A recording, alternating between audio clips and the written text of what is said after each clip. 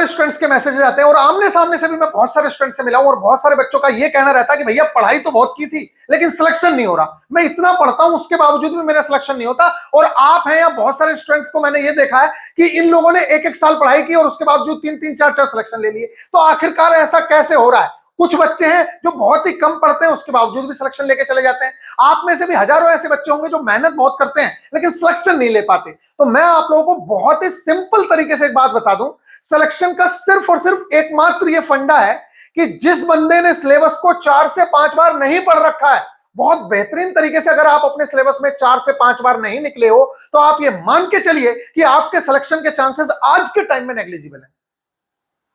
मतलब सिलेक्शन होने के चांसेस ना के बराबर हैं अगर आपने अपने सिलेबस को 4 से 5 बार, कम से कम, ज्यादा से ज्यादा बार आप 10 बार पढ़िए, 20 बार पढ़िए, वो ठीक है, लेकिन कम से कम अगर आपने 4 से 5 बार बेहतरीन तरीके से अपने सिलेबस को नहीं पढ़ा है तो आप ये मान लीजिए कि आपका सिलेक्शन नहीं होगा।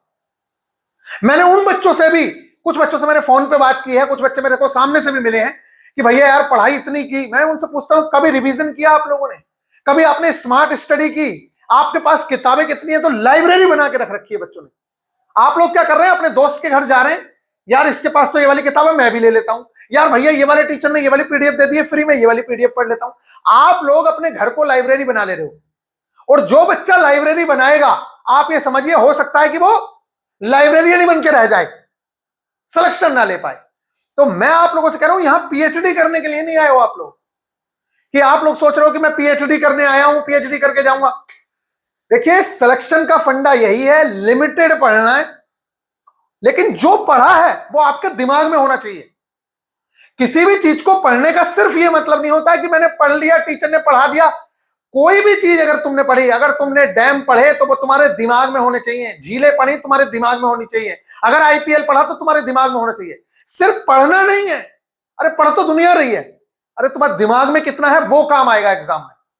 बहुत सारे बच्चों को मैं देखता हूं पढ़ाई पूरे साल करते हैं, लास्ट टाइम पे भटक जाते हैं। ऐसे बच्चों के सिलेक्शंस भी नहीं हो पाते। क्यों? क्योंकि लास्ट टाइम पे आप बहुत सारी सिली मिस्टेक्स करते हो। अगर आप सच्चाई सुने तो आप मेहनती बहुत हैं, आपको पता है कि मेहनत करनी है, लेकिन आप अपने मन की बात मान लेते हैं कि चल यार आज से नहीं कल से पढ़ाई करेंगे। और जब आप इस मन की बात मानते हैं, आपको पता है सच जो है वो कड़वा होता है, आप इसकी बात मानते हैं क्योंकि आपको ये बातें मीठी लगती हैं और मेहनत करना आपको अच्छा नहीं लगता, कड़वा लगता है। लेकिन रियलिटी यही है कि जो चीज आज आपको मजा दे रही है वो कल आपको सजा देने के लिए रेडी बैठी है और बड़े आराम से आप लोग सजा के लिए तैयार रहिए।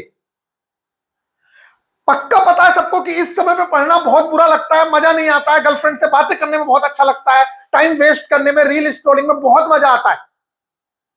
आप 1 घंटा पढ़ते हैं, उसके बाद जब रील स्क्रॉल करने लगते हो 1.5 घंटा 2-2 घंटा कब निकल जाता है आपको पता नहीं चलता। और ये सिर्फ इस वजह से होता है क्योंकि आपके पास कंसिस्टेंसी नहीं है, आपके पास टारगेट नहीं है। अगर आपके पास टारगेट हो, आपके पास कंसिस्टेंसी हो तो कोई माई कलाल तुम्हें भटका ही नहीं सकता। जब पता है कि मेरे को ये कवर करना है 3 दिन के अंदर तो करना है, कैसे भी करके करना है क्योंकि इसका टेस्ट होने वाला है 3 दिन बाद। अब जब बच्चा एग्जाम से पहले इस तरीके से अपने सिलेबस में व्यस्त हो जाता है, उसको एक एक चीज का पता होता है, क्या इंपॉर्टेंट है, क्या छोड़ना है, क्या करना है, तो वो बच्चा क्यों नहीं मार्क्स को इंप्रूव करेगा। तो मेरे प्यारे बच्चों, इस समय बस मैं आपसे यही कहना चाह रहा हूं कि आपके अंदर कैपेबिलिटीज बहुत हैं, आप अपने आप को कम मत आकिए। कोई भी बच्चे को मैं कह रहा हूं, आपके माइंड की इतनी तगड़ी कैपेसिटी है। अगर अच्छा आप बताइए, आपका ही माइंड की बात कर रहा हूं मैं, कभी एग्जाम से पहले अगर आपने चीजों को सीरियस लिया हो, चाहे वो आपका बोर्ड का एग्जाम रहा हो, चाहे आपका ये वाला एग्जाम रहा हो कोई कंपटीशन का, जिस दिन एग्जाम है उससे 1 दिन पहले या 2 दिन पहले आपके दिमाग की कैपेसिटी कैसे ऑटोमेटिकली बढ़ जाती है? पर्सन तो वही है, आप ही हो ना, कोई दूसरा बंदा तो नहीं है। लेकिन आप एग्जाम से 2 दिन 3 दिन पहले इतना पढ़ पाते हो, इतना पढ़ पाते हो जितना पूरे साल नहीं पढ़ा होता। ऐसा कैसे पॉसिबल हो रहा है? ये आपको खुद को जगाना पड़ता है। आप एग्जाम के टाइम पे डर की वजह से जाग जाते हैं, लेकिन अगर आप पूरे साल अपने आप को जगाए रहे तो कोई माई कलाल तुम्हें रोक नहीं सकता सिलेक्शन से। फिलहाल के लिए जो आप लोगों का ये टारगेट क्लासेस स्टार्ट हुई है, बस मैं आप लोगों से कह रहा हूं अपने कैपेबिलिटीज को पहचानिए। और जो बेवकूफ ये कहते हैं कि भैया मैंने तो पहले पढ़ा है, अब मुझे इसे करने की क्या जरूरत है, मैं उन लोगों से कहता हूं 10 किताबें पढ़ने की जरूरत नहीं है, एक ही किताब को 10 बार पढ़ने की जरूरत है। अगर सिलेबस तुमने एक बार कंप्लीट कर लिया है, दोबारा कंप्लीट करिए। अगर खुद से कर सकते हो तो खुद से करिए, हमारे साथ कर सकते हो हमारे साथ करिए, किसी और के साथ कर सकते हो दोबारा से करिए, लेकिन अपने सिलेबस को बार बार आपको पढ़ना पड़ेगा। वही एकमात्र सिलेक्शन का तरीका है, इसके अलावा और कोई तरीका नहीं है। अगर कोई तुम्हें शॉर्टकट बताता है कि तू एक बार पढ़ के सिलेक्शन ले सकता है, मैं आपको बता देता हूं, अगर आप एक बार पढ़ के जाते हैं तो उससे क्या होता है। आप एक बार पढ़ के जाइए, आप एग्जाम देने जाइए, कभी एक बार आपने पढ़ा सिलेबस और अब एग्जाम में बैठिए, होगा क्या? मैं गारंटी के साथ कह रहा हूं आप 50% नंबर, 60% नंबर ला सकते हो, लेकिन आप लोगों के क्वेश्चन सही होने से ज्यादा चांसेस होंगे क्वेश्चंस के गलत होने के। आप कहोगे यार भैया ऐसा क्यों बोल रहे हो? देखिए बहुत सारे क्वेश्चंस आपको लगेंगे कि पढ़ा हुआ तो है, लेकिन ये होगा या ये होगा, ये जो कंफ्यूजन है, जब आप इसमें तुक्का मारेंगे तो ये आपको निगेटिविटी की ओर लेके चला जाएगा, निगेटिव मार्किंग हो जाएगी आपकी। अब ऐसा क्यों हो रहा है आप तो सोच रहे हो, मैं कह रहा हूं कि आपको क्वेश्चन देख के लगेगा कि ये आपका पढ़ा हुआ क्वेश्चन है, आप घर आके देखोगे आपको मार्क भी करा हुआ मिलेगा वो क्वेश्चन, लेकिन उसके बावजूद भी आप एग्जाम में गलत करके आओगे। उसके पीछे का एकमात्र कारण है क्योंकि आपने सिलेबस को सिर्फ एक बार पढ़ा है, और ये माइंड खुद कहता है कि जब तक आप इसे रिकॉल नहीं कराओगे चीजों को, कम से कम 3 से 4 बार 5 बार आपको पढ़ना ही है, रिवीजन करना है, प्रैक्टिस करनी है, रिकॉल करना है चीजों को। और ये तभी पॉसिबल होता है जब आप रिवीजन करते हैं, प्रैक्टिस करते हैं। लेकिन बहुत सारे बच्चों को लगता है कि उन्होंने एक बार पढ़ लिया तो बस अब कोई माई का लाल उन्हें दोबारा पढ़ने के लिए कहे ना। अगर किसी ने कह दिया तो बहुत बड़ा बेवकूफ है वो। लेकिन मैं आपको बता दूं, बेवकूफ आप हो, अपने घर को लाइब्रेरी मत बनाओ, लिमिटेड सोर्सेज रखो और उन सोर्सेज को ही फॉलो करो, सिलेक्शन बड़े आसानी से हो जाएगा। मैं अपनी अगर बात बताऊं तो मैंने कभी कंपटीशन में, बहुत ज्यादा लोग कहते थे एडवांस मैथ है, कुछ मतलब नहीं, सिर्फ कॉन्सेप्ट बिल्डिंग पे मेरा फोकस था।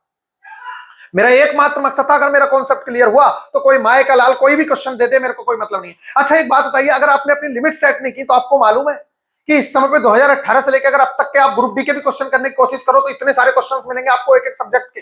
अरे 100 शिफ्ट में क्वेश्चंस हो रहे हैं आपके, पेपर हो रहे हैं आपके 100 शिफ्ट में। भाई साहब अगर 200-250 शिफ्ट भी मान ली जाए 2018 से लेकर अब तक, आप सोच सकते हैं कि 200-250 शिफ्ट के कितने क्वेश्चंस होंगे। तो लिमिट सेट करो, कॉन्सेप्ट बिल्डिंग पे ध्यान दो। ये सबसे काम नहीं चलेगा कि मैं 50,000 क्वेश्चन लगाता हूं कि 50 क्वेश्चन लगाता हूं। मैं कह रहा हूं अगर तुम्हारा कॉन्सेप्ट क्लियर है, तुम्हारे सामने 1000 क्वेश्चन रखे जाएंगे, तुम 1000 क्वेश्चन कर लोगे। अगर कॉन्सेप्ट क्लियर नहीं है, तुम्हारे सामने कितने क्वेश्चन रखे जाए कुछ नहीं कर सकता। और ये बात ध्यान रखना, अगर आपको ये लगता है कि आप ही इस दुनिया में मेहनत कर रहे हो तो आप सबसे बड़े बेवकूफ हैं। मेहनत तो तुम्हें पता चलेगी, अभी जब पिताजी खिला रहे हैं ना आपको तो अभी मेहनत नहीं समझ आती है। मेहनत तब समझ आती है जब अपने सिर पे आता है। जब शाम की रोटी नहीं मिलती है ना तो उस समय पे आदमी कुछ काम करने के लिए भी रेडी हो जाता है। अगर उससे कहो ना सफाई करनी है, टॉयलेट की भी सफाई करनी है और घर पे रोटी नहीं है ना, मेरे से भी अगर कोई कहे मेरे घर पे रोटी ना मिले और मेरे को शाम को रोटी मिलनी है और मेरे से कहे कि काम तो करना ही पड़ेगा, मैं टॉयलेट साफ करने के लिए भी रेडी हो जाऊंगा। ये होती है मजबूरी। मजबूरी में आदमी को सब कुछ करना पड़ता है। लेकिन आज अगर आपके सामने मजबूरी नहीं है, अगर आपके माता पिता आपको दे रहे हैं पढ़ाने के लिए कि पढ़ लो, तो आपको इस समय पे समझ नहीं आएगा। मैं आप लोगों से हाथ जोड़कर रिक्वेस्ट कर रहा हूं, अगर आप टारगेट क्लासेस से जुड़ रहे हैं तो जितना टारगेट दिया जाए उसे पूरी शिद्दत के साथ, चाहे 8 घंटे लगे पर डे या 10 घंटे लगे, आपको वो देने ही है और कंप्लीट करने के लिए पूरी जान झोंकनी है। अगर झोंक सकते हो तो रेडी रहना, नहीं तो फिर निकलो यहां से। कोई जरूरत नहीं है, मुझे कोई जरूरत नहीं है। फिलहाल मैं आप लोगों से पर्सनली बोल रहा हूं, बाकी आपका मन है, आप करना चाहो तो करो। और पढ़ाई करनी है तो यहां आर या पार की पढ़ाई करो, करनी है तो, और नहीं करनी तो छोड़ दो। बीच में फायदा नहीं है कुछ भी। बीच के लोगों को कोई नहीं पूछता आज के टाइम पे। या तो बिल्कुल लोअर रहो, कम से कम कुछ और कर लोगे। लोअर रहोगे तो पता तो रहेगा कि हमसे कुछ होने वाला नहीं है।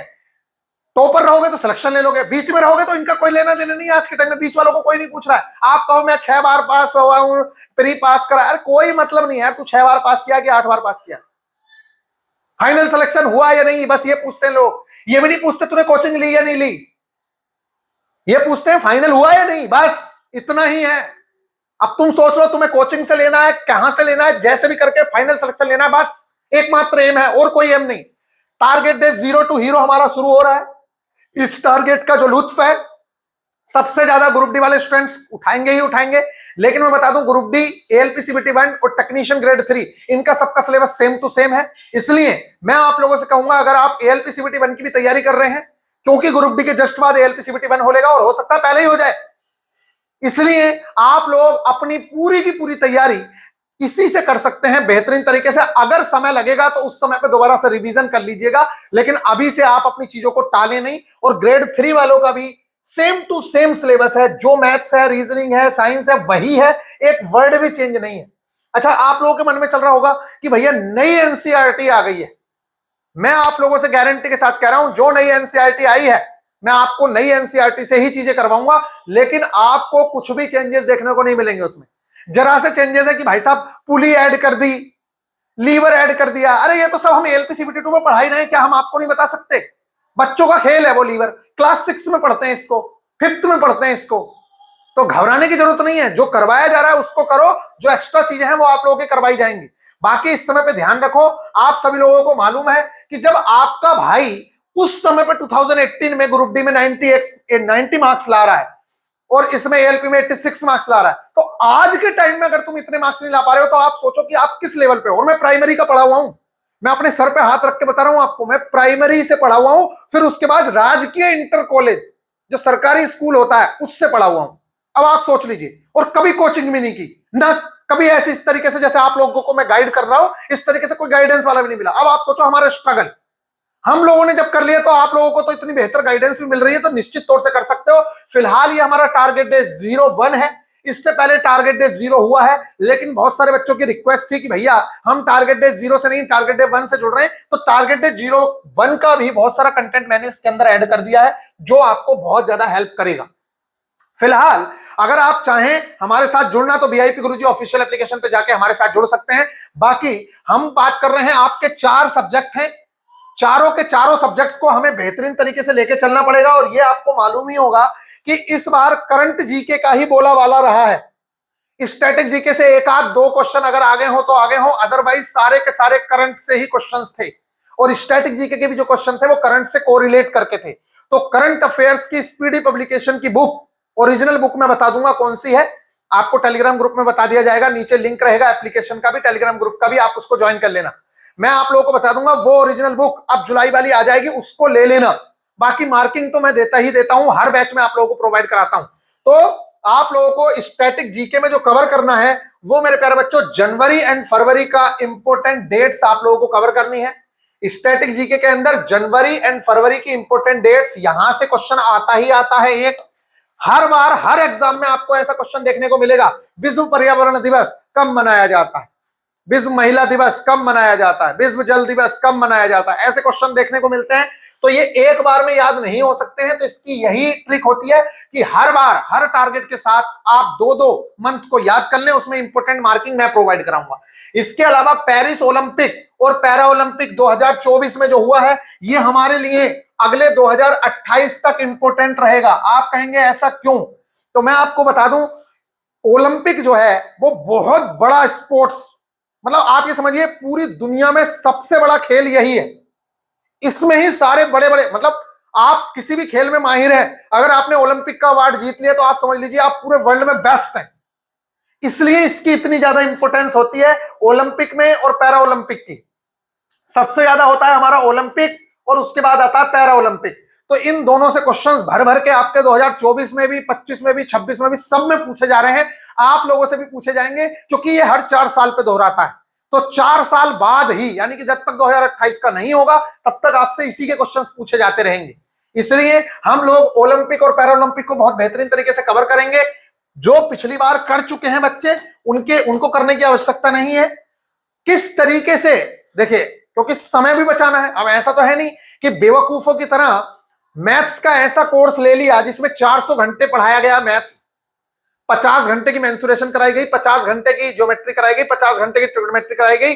पता चल रहा है टोटल ही 400 घंटे मिल रहे हैं आपको तैयारी के लिए, 40-45 दिन। उसमें आपने 400 घंटे का कोर्स ले लिया, बताओ आप कैसे करोगे चीजों को, कवर ही नहीं कर पाओगे ना, समय ही नहीं है आपके पास। इसलिए मैं आप लोगों से कह रहा हूं कि लिमिट सेट करनी होंगी, और वो कौन बताएगा, या तो आप खुद से डिसाइड करिए या हम बताएंगे आपको कि इतनी चीजें कर लीजिए, इससे बेड़ा पार हो जाएगा। पीएचडी नहीं करनी है, इस चीज का ख्याल रखना है। 19वां आईपीएल मोस्ट इंपोर्टेंट है, ये आपको करना ही करना है। लेकिन ये मैं आप लोगों को बता दूं, ये मैंने इसलिए डाल दिया है दोबारा से, जबकि हम टारगेट डे 0 में ही कर रखे हैं, कि कुछ बच्चे जो टारगेट डे 0 से हमारे साथ ज्वाइन नहीं हुए हैं, तो वो अब हमारे साथ ज्वाइन हुए हैं, तो वो पीछे ना रहे, इसलिए मैंने ऐसा किया है।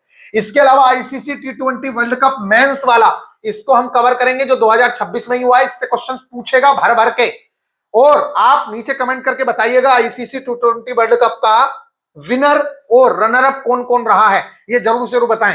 इसके अलावा मिलिट्री एक्सरसाइजेस 2026 में और 2025 में जो भी मिलिट्री एक्सरसाइजेस हुई हैं उनको याद करना, और उनको याद सिर्फ करना नहीं है, उनकी याद करने की ट्रिक आपके दिमाग में होनी चाहिए कि ऐसे आया है। अब कुछ टीचर्स, मैंने आप लोगों को कल बताया है ये क्यों जरूरी है, कुछ टीचर्स क्या करते हैं, आते हैं और बताते हैं देखो भैया ये जो है नोमैडिक एलिफेंट ये इस देश और इस देश के बीच हुई, और ये जो है भाई साहब देखो ये कुरुक्षेत्र और या ये जो है इसका नाम ले दिया कि भाई साहब कोई और एक्सरसाइज ले दी कि बोल्ड कुरुक्षेत्र है, या कोई और एक्सरसाइज का नाम ले दिया कि ये जो एक्सरसाइज है ये इन दो देशों के बीच, नोमैडिक एलिफेंट है ये इन दो देशों के बीच।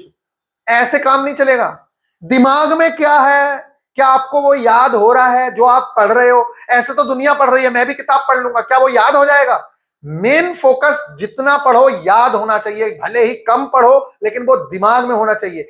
एक आदमी 100 चीजें पढ़ता है, दिमाग में उसके एक चीज नहीं है, तो क्या मतलब है? एक आदमी 15 चीजें पढ़ता है, कम से कम उसके दिमाग में है। उन 15 में से जब एग्जाम में आएगा तो वो क्वेश्चन तो कर पाएगा। इसलिए लिमिटेड पढ़िए, और जो एग्जाम में आने वाला है वो चीज बहुत ही इंपॉर्टेंट है।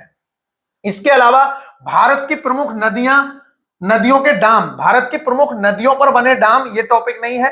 भारत के प्रमुख नदियों पर बने डैम्स, ये हमें कवर करने हैं। और भारत की प्रमुख झीलें, ये भी हमें कवर करना है।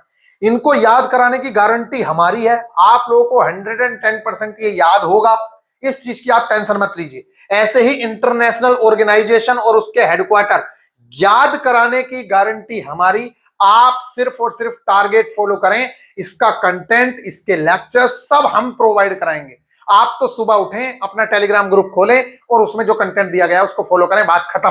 तो ये चीजें आप लोगों को करनी है। करंट को आपको हल्के में नहीं लेना है, क्योंकि करंट अफेयर्स का बहुत ही इंपॉर्टेंट रोल है। हाँ, एएलपी सीबीटी 1 वाले स्टूडेंट अगर चाहें तो इग्नोर कर सकते हैं, लेकिन क्या इग्नोर कर पाओगे? क्योंकि सिर्फ एएलपी सीबीटी 1 थोड़ी देना है भाई साहब, आपको टेक्नीशियन भी देना है, टेक्नीशियन में भी आता है, ग्रुप डी भी देना है, एनटीपीसी भी दे रहे हो, तो बाकी एग्जाम्स के लिए भी वो इंपॉर्टेंट है, इसलिए आपको करना है।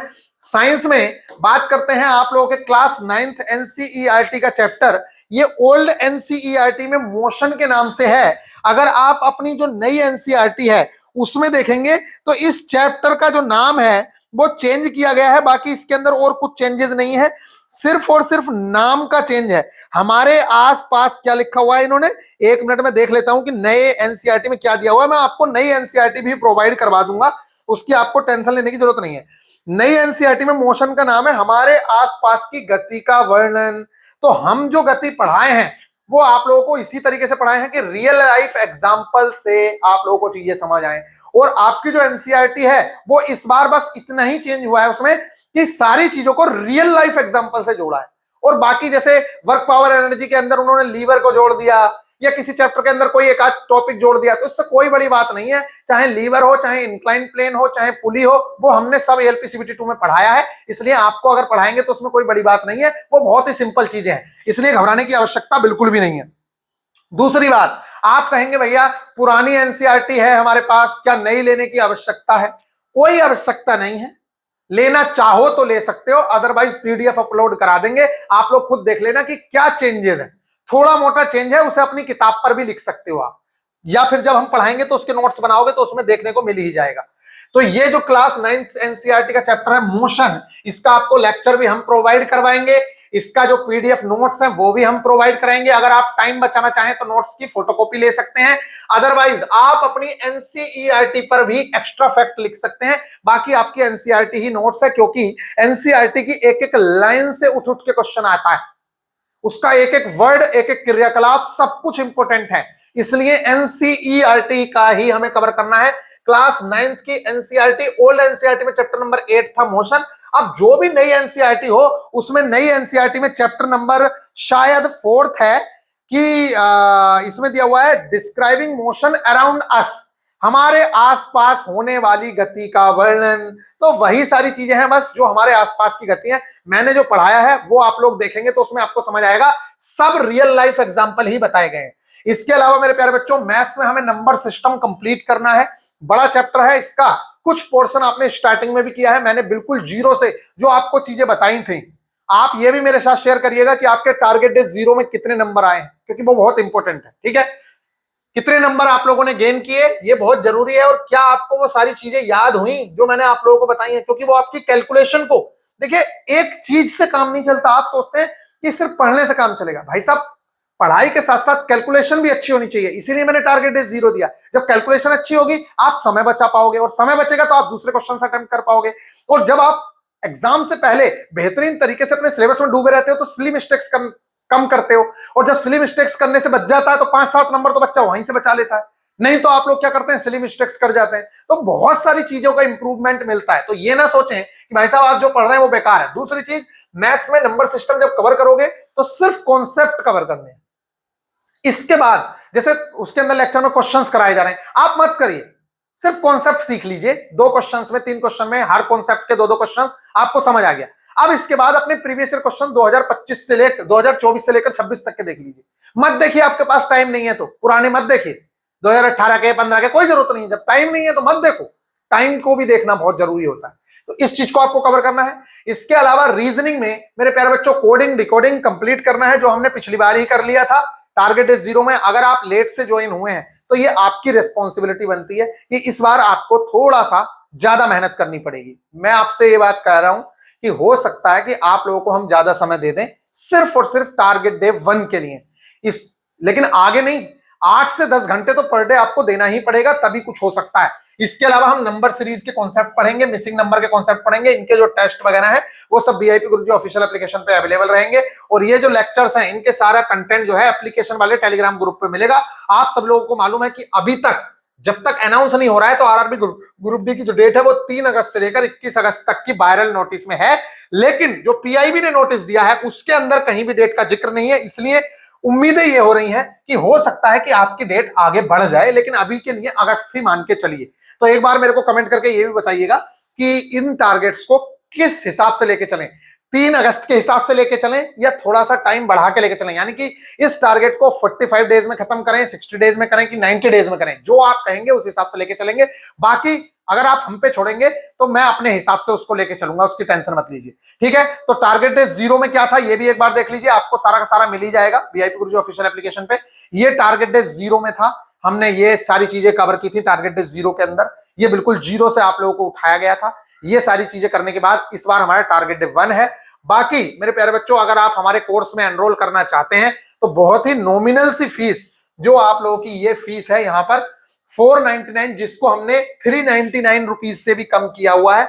आप अभी अगले 2 से 3 दिन के लिए अगर करते हैं तो GSP 101 एक कोड लगा हुआ है, इससे आपको 100 रुपए की और छूट मिलेगी। यानी कि जो कोर्स है 399 रुपीज में आप इसका एक्सेस कर सकते हैं, जिसके अंदर आप लोगों को सारे के सारे टेस्ट विद अनलिमिटेड अटेम्प्ट आपको मिलेंगे। पूरा का पूरा ग्रुप डी की बेहतरीन तैयारी, साथ में ALP CVT 1 का या फिर टेक्नीशियन ग्रेड 3 का जो सेम टू सेम सिलेबस है उसको भी हम लोग इसके अंदर कवर कराएंगे। तो घबराने की बिल्कुल भी आवश्यकता है नहीं। तो आप बेहतरीन तरीके से हमारे साथ जुड़ सकते हैं। आई होप कि आप लोगों को ये बातें समझ आ रही होंगी। बाकी आपका मन है, आप चाहें तो वीआईपी गुरुजी ऑफिशियल एप्लीकेशन पे खुद से विजिट कर सकते हैं। ये देखिए, ये है वीआईपी गुरुजी ऑफिशियल एप्लीकेशन। आज पहला दिन है इसलिए मैं समझा रहा हूं, बाकी इसके बाद जैसा आपका मन करेगा वैसे करिएगा। मैं इतना लंबा लेक्चर नहीं लूंगा। यहां आते हैं, कुछ नहीं करना है। अगर आपने परचेज करा हुआ है तो माई परचेज सेक्शन में जाएंगे यहां, और यहां से आप अपने कोर्स में जाएंगे यहां पे।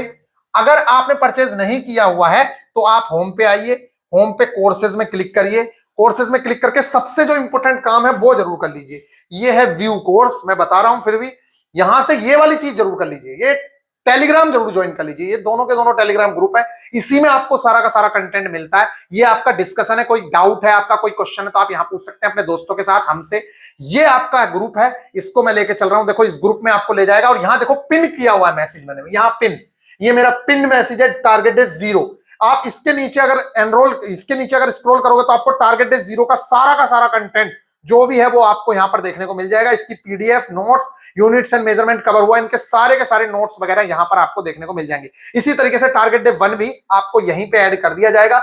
अगर आप ऊपर जाएंगे तो आपको सारी की सारी किताबें जो जरूरत की हैं वो यहां पर हमने सिलेबस और आपके नीचे बुक्स सब कुछ, ये देखिए सारी की सारी किताबें आप लोगों की यहां पर ऐड की हुई हैं। और इसको आप कोई भी चीज अगर आपको सर्च करनी है, आप यहां पर 3 डॉट पर क्लिक करके डायरेक्टली टारगेट डे 0 अगर सर्च करेंगे तो आप टारगेट डे 0 का सारा कंटेंट यहां पर एक्सेस कर सकते हैं। तो इस तरीके से आप अपने बैच का लुत्फ उठा सकते हैं। बाकी आपको एक वीडियो के लिए मैं सलाह जरूर दूंगा कि आप कुछ करें या ना करें, जैसे ही बैच में आए मेरे प्यारे बच्चों तो ये वाली वीडियो जरूर जरूर देख लें, आपको सब कुछ समझ आ जाएगा। व्यू कोर्स पे क्लिक करके इंट्रोडक्शन एंड गाइडेंस में एक वीडियो डाली है मैंने, टारगेट क्या होता है, इसको कंप्लीट कैसे करते हैं। इस वीडियो को आप देख लोगे तो फिर और कुछ करने की आवश्यकता नहीं है। फिलहाल आज के लिए मैं माफी चाहूंगा कि आज लंबा हो गया लेक्चर, आगे से ये लंबा नहीं करेंगे, कम ही रखेंगे क्योंकि आज पहला दिन था। तो गाइज मेरी ओर से आपको बेस्ट ऑफ लक है। अगर आप तैयारी करना चाहते हैं तो जी जान से हमारे साथ जुटिए। ऐसे नहीं, तैयारी मरे हुए मन से मत करना। अगर मरे हुए मन से करनी है तो आप कहीं और तैयारी करिए, हमारे पास मत आइए। मिलेंगे नेक्स्ट वीडियो में, ख्याल रखिएगा, टेक केयर।